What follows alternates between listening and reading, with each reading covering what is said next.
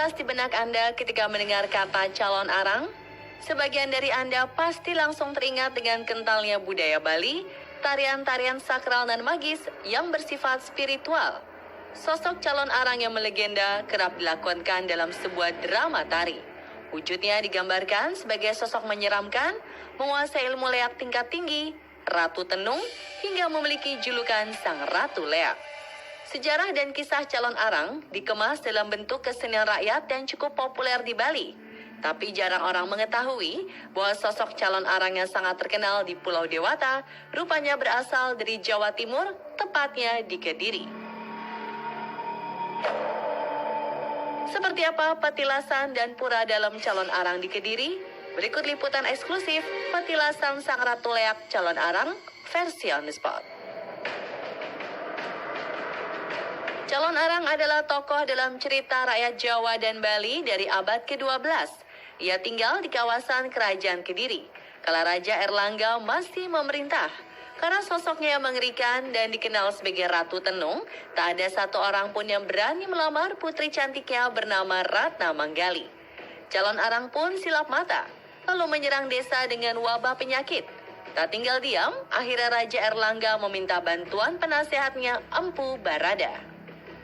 Empu Barada mengutus seorang murid untuk menikah dengan putri calon arang. Usai dilangsungkan pernikahan, calon arang kembali murka karena mengetahui bahwa kitab mantranya dicuri oleh suami Ratna Manggali, yakni Empu Bahula. Peperangan antara calon arang dan Empu Barada pun tak terelakkan. Inilah awal dari adanya gambaran ilmu putih melawan ilmu hitam.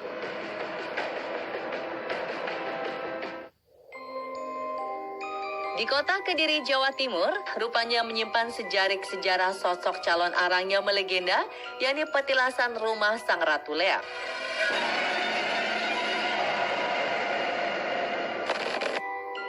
Terletak di Desa Sukarejo, Kecamatan Gurah, Kabupaten Kediri, situs calon arang dikelilingi perladangan hijau. Secara turun-temurun warga setempat mempercayai kawasan seluas 250 meter persegi ini dulunya adalah rumah tinggal calon arang. Terdapat batu-batu khas zaman dulu dan 4 diantaranya memiliki ukuran nyaris sama. Batu ini diduga merupakan sebuah umpak atau alas pilar bangunan kala itu.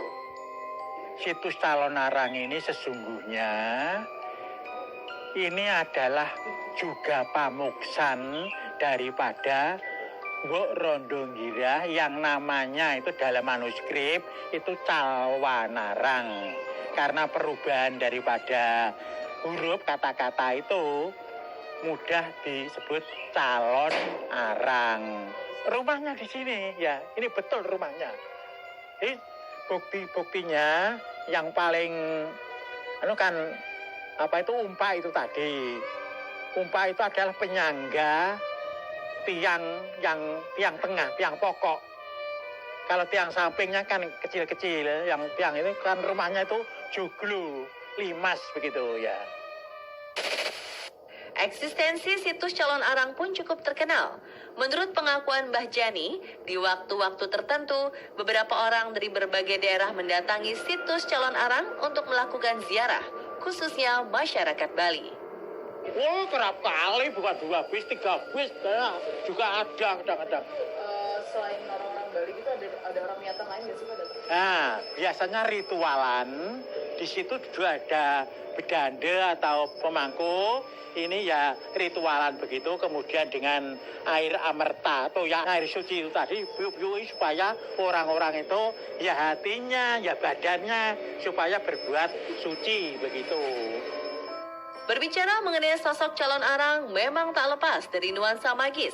Kepala desa kala itu melihat langsung salah seorang pengunjung tiba-tiba saja kerasukan melalui bahasa Bali yang menyampaikan sebuah pesan. Di dalam kesurupan itu mereka berbicara dari bahasa Bali. Kami nggak tahu tapi setelah sadar kita tanya artinya apa itu gitu. Terus mereka bilang bahwa saya menangis di sini, kenapa anak cucu saya kok nggak memperhatikan saya gitu. Ya kalau memang diurus ini akan makmur rakyat sekitar sini. Kalau tidak ya akan ada bencana dan lain sebagainya. Seorang warga Bali bernama Jero Wayan Suranta terketuk hatinya usai mengalami pengalaman spiritual. Dirinya ingin mengisahkan siapa sosok calon arang yang sebenarnya.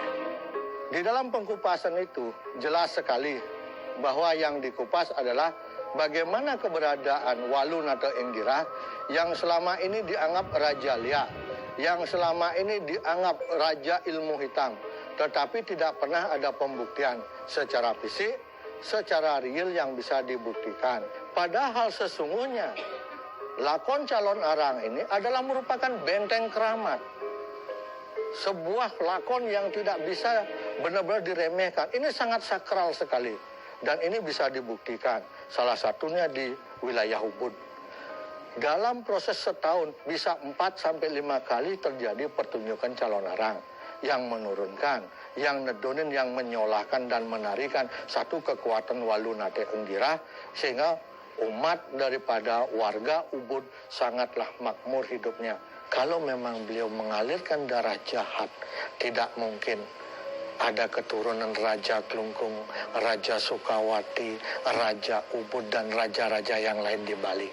Semua itu adalah garis lurus dari darah suci yang dimiliki oleh Ratu Calon Arang. Pura dalam calon arang di Dusun Putuk, Desa Banaran, Kecamatan Kandangan, Kediri ini menjadi salah satu bukti bagaimana sosok calon arang begitu sakral. Ia dipuja dan ditempatkan di pura yang apik. Berlatar panorama pedesaan, tempat ini sekaligus menjadi jujugan wisata religi. Tak hanya lokasinya yang menarik, kisah di balik pembangunan pura rupanya tak lepas dari daya magis sang ratu. Hal tersebut dirasakan oleh Jero Wayan Suranta. Ia menuturkan mengalami pengalaman spiritual saat istrinya jatuh sakit. Saya sudah menduga kalau istri saya pasti akan meninggal. Di balik semuanya itu, di dalam kegundahan saya, di dalam keberontakan diri saya, muncullah sosok bayangan seorang perempuan cantik. Kemudian secara prinsip saya waktu itu merasa diri saya depresi. Saya sampai mukul diri saya, sampai mencubit diri saya masih merasa. Setelah saya berkomunikasi dengan wujud itu nyata, real, tidak ada, saya masih bisa berkomunikasi. Hanya 2 kata yang dimunculkan dalam komunikasi itu. Pingin sembuh, hanya kata-kata itu yang dimunculkan dengan tata muka betul-betul mengejek saya. Saya belum percaya, begitu wujud sosok itu hilang, istri saya sembuh dan keluar dari ruang ICU. Hanya dengan ia saja bisa memberikan kesembuhan yang luar biasa. Dari situlah saya berawal mencari apa sesungguhnya yang dimaksud oleh beliau yang hadir di depan saya. Ternyata saya mencoba didatangi dalam mimpi, diperintah dalam mimpi. Akhirnya saya mengetahui bahwa saya diperintah untuk menjemput beliau di situs calon arang. Ada waktu itu perintah, tolong jemput saya dengan Baleganyur. Nah, sementara ini di Jawa, di mana saya ketemu dengan Baleganyur, maka ketemulah saya dengan umat yang sebesar ini. Saya menemukan ada Baleganyur sehingga saya mampu menjemput beliau. Itu sejarah singkat sehingga pura ini menjadi terbangun dan istri saya sampai hari ini sembuh. Sumber mata air di dalam area pura dalam calon arang telah lama diyakini warga memiliki daya magis tersendiri. Banyak umat yang datang ke pura tak hanya beribadah, tapi juga untuk membersihkan diri dari gangguan-gangguan roh halus maupun untuk kesembuhan segala macam penyakit. Mata air di lereng perbukitan ini telah ada sejak puluhan tahun. Hanya saja sebelumnya dibiarkan apa adanya, hingga kemudian dibangunlah pura dalam calon arang yang kini berjalan sebagai tempat persucian dan persembahyangan.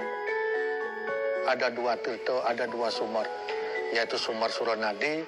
Itu adalah satu kekuatan kanan yang dimunculkan oleh Betara Lingsir atau Betara Sakti Wawurau, bukan Pedanda Sakti Wawurau, yang merupakan personifikasi perwujudan dari Empu Barada. Kemudian ada tirta calon arang, sumbernya berbeda, yang itu bisa memberikan suatu wujud nyata penyembuhan bagi kita, baik sakit jiwa, baik sakit fisik, pikiran, dan panca indera kita. Saat tim on the spot berkunjung, pura dalam calon arang sedang melangsungkan acara ibadah bersama yang diakhiri dengan prosesi melukat di tirta calon arang. Melukat adalah upacara pembersihan pikiran dan jiwa secara spiritual dalam diri manusia. Prosesi melukat menjadi tradisi di sini, memiliki tata caranya tersendiri, yakni dilakukan secara berurutan dari pancuran pertama hingga kelima. Di setiap pancuran kita harus mencuci tangan 3 kali, membasuh wajah 3 kali, meminum air 3 kali, lalu membasuh kepala atau seluruh tubuh. Adapun kepercayaan saat melakukan prosesi di tirta calon arang, jika para umat yang melukat meminta permohonan dari satu pancuran ke pancuran lainnya, konon permintaan akan terkabul. Pada intinya makna dari kisah calon arang bukanlah mementaskan adegan-adegan ilmu hitam sebagai sesuatu yang mengontrol manusia, melainkan kisah legenda menjadi sebuah filosofi bahwa dunia terdiri dari hitam dan putih. Meski tak bisa disatukan, hitam dan putih bisa menciptakan keseimbangan. Sekiranya kita bisa bijak memaknai budaya yang diwariskan turun-temurun. Terus update info-info unik, menarik, dan viral lainnya hanya di On The Spot.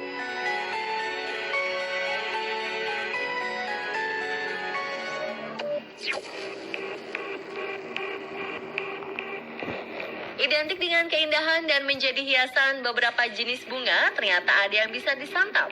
Tak hanya oleh manusia, namun oleh sosok tak lazim.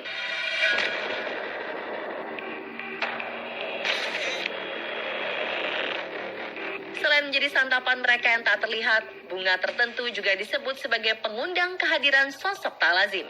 Selengkapnya di On The Spot Trans 7, Kamis Misteri, sesaat lagi.